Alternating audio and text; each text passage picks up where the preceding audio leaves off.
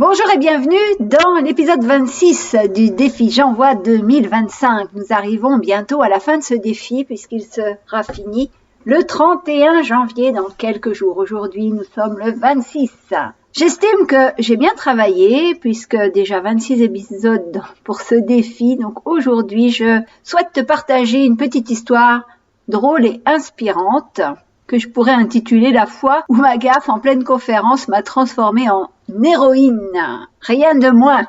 Bienvenue dans le podcast Déprogrammons-nous, ça urge avec Elisabeth Taringui, mentor, coach en transformation consciente depuis plus de 20 ans. Tu cherches à reprendre les rênes de ta vie après une épreuve douloureuse. Tu as décidé qu'il était temps pour toi de prendre ta place, de t'affirmer et d'enfin créer la réalité que tu mérites. Eh bien, tu es au bon endroit. Mon nom est Elisabeth Taringui et je crée la vie de mes rêves en conscience depuis plus de 30 ans. En plus de 20 ans, j'ai aidé des milliers de femmes à booster leur sécurité intérieure, à redevenir confiantes, visibles, inarrêtables.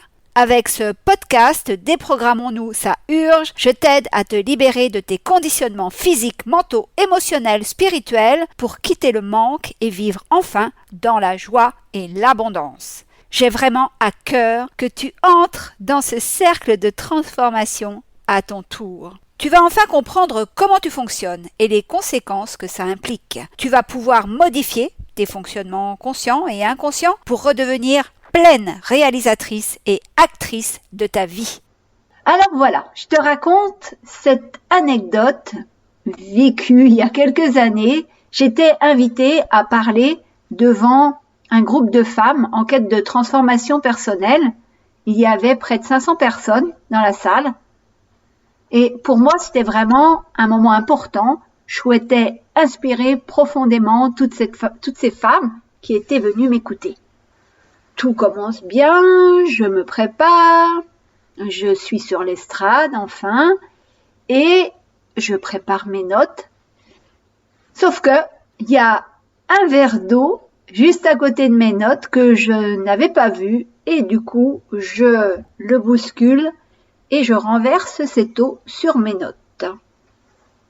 Évidemment, les papiers sont trempés et je me dis « Bon, c'est pas grave, c'est une leçon que la vie me donne, je vais devoir travailler sans mes notes. » Et finalement, au lieu de continuer sur la thématique que j'avais envisagée pour ce jour-là, eh bien, je me suis dit « Je vais utiliser cette gaffe de renverser l'eau sur ses notes comme une leçon de vie, comme un message que l'univers a voulu me transmettre à ce moment-là. » Si tu me suis notamment sur ma chaîne YouTube, tu as pu t'apercevoir que souvent, j'illustre mes propos avec des anecdotes parce que j'estime que chaque jour, la vie me donne des leçons et on peut toujours en tirer bénéfice et partager pour inspirer les autres. Je décide de parler avec mon cœur et je l'expose comme ceci à mon auditoire. Et à ce moment-là, quand je dis ça, vous voyez, la vie n'est jamais parfaite et parfois il faut juste avancer avec ce qu'on a. Là, j'ai perdu mes notes, mais je n'ai pas perdu ma voix ni mon message, alors je vais vous parler avec mon cœur. Et là, tout le monde rit, applaudit. Et finalement, en improvisant, il est vrai que mon message, mon discours est devenu encore plus puissant que ce que j'avais prévu. Les retours ont été incroyables après cette conférence et beaucoup m'ont dit que ce moment d'authenticité les a inspirés au max.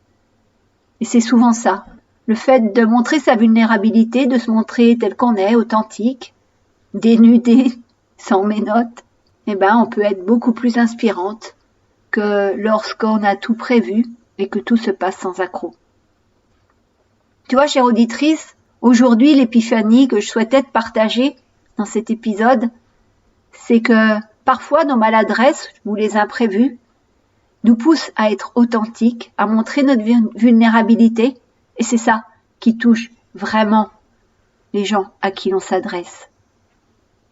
Donc au lieu d'avoir peur des gaffes, accueille-les plutôt comme des occasions de briller autrement. J'aimerais bien que tu me dises ce que tu penses de ce que je viens de te partager, chère auditrice. Et raconte-moi si t'est arrivé des choses similaires dans ta vie. Tu peux m'envoyer un email, bien évidemment, à l'adresse habituelle que tu as dans la description de l'épisode, elisabeth@abondancejoie.com. Allez, on se dit à demain. D'ici là, rappelle-toi, tout est possible tout le temps, dans la joie et l'abondance.